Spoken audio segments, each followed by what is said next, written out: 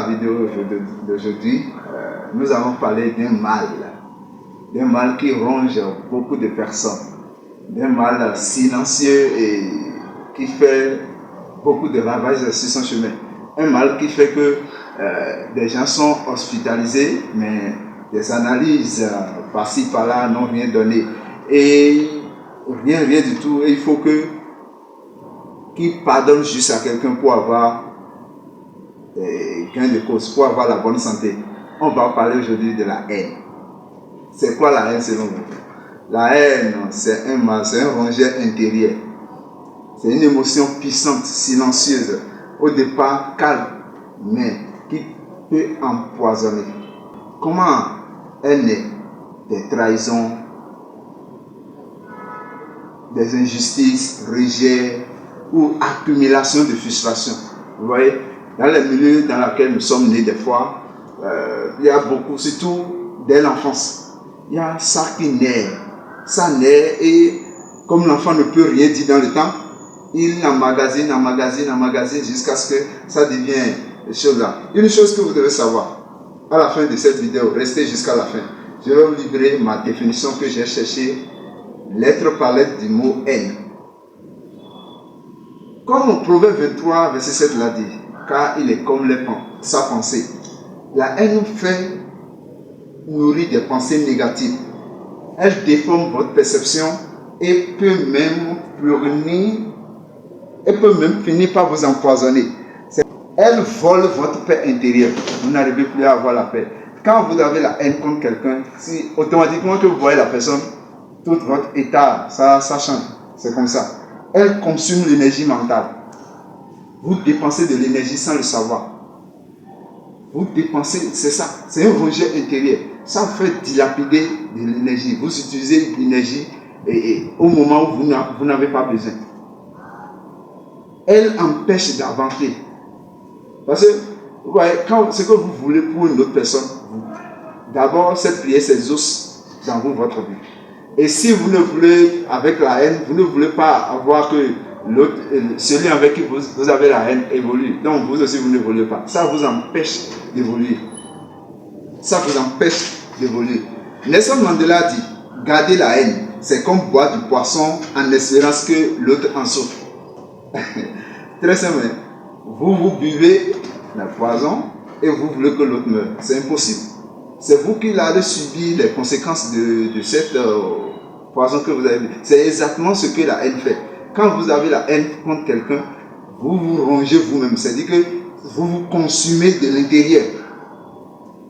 Proverbe 10, verset 12 dit, la haine excite les querelles, mais l'amour couvre toutes les facettes. Vous dites quoi? L'amour, il faut pardonner. Il faut pardonner. Quel que soit ce que tes parents t'ont fait. Vous voyez, les premières haines qu'on développe dans l'enfance, c'est contre nos parents. Parce qu'un enfant qui grandit, à un moment donné, il n'arrivait plus à voir les choses que papa lui promet ou bien il voit que les réalités de son enfant sont différentes du fait qu'il développe une haine contre ses parents. Et cette haine, c'est très chose là.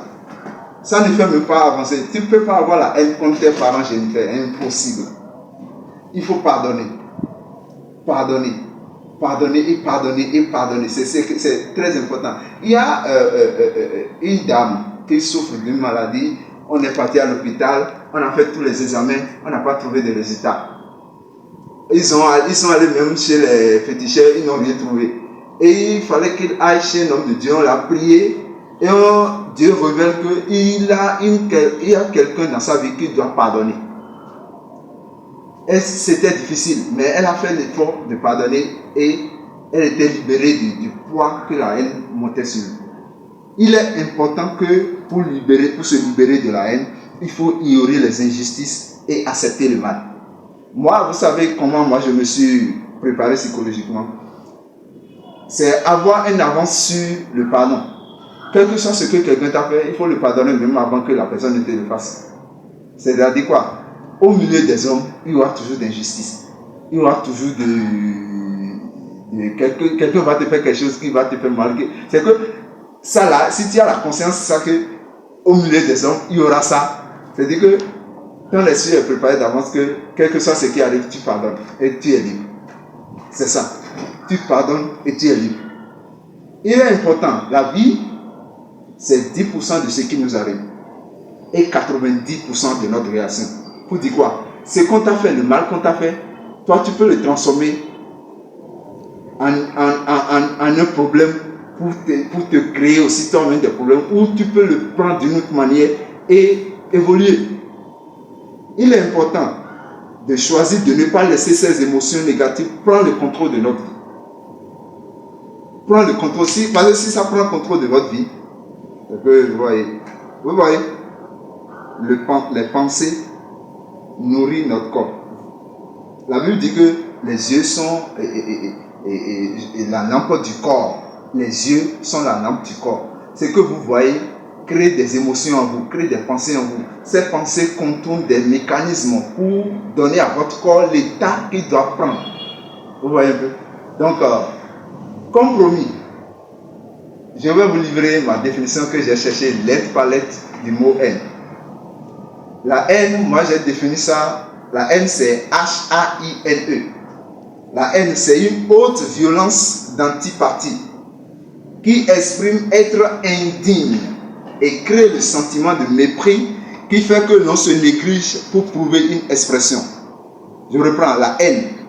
Haute violence d'antipathie qui exprime être indigne, qui crée le sentiment de mépris qui fait que l'on se néglige pour prouver une expression.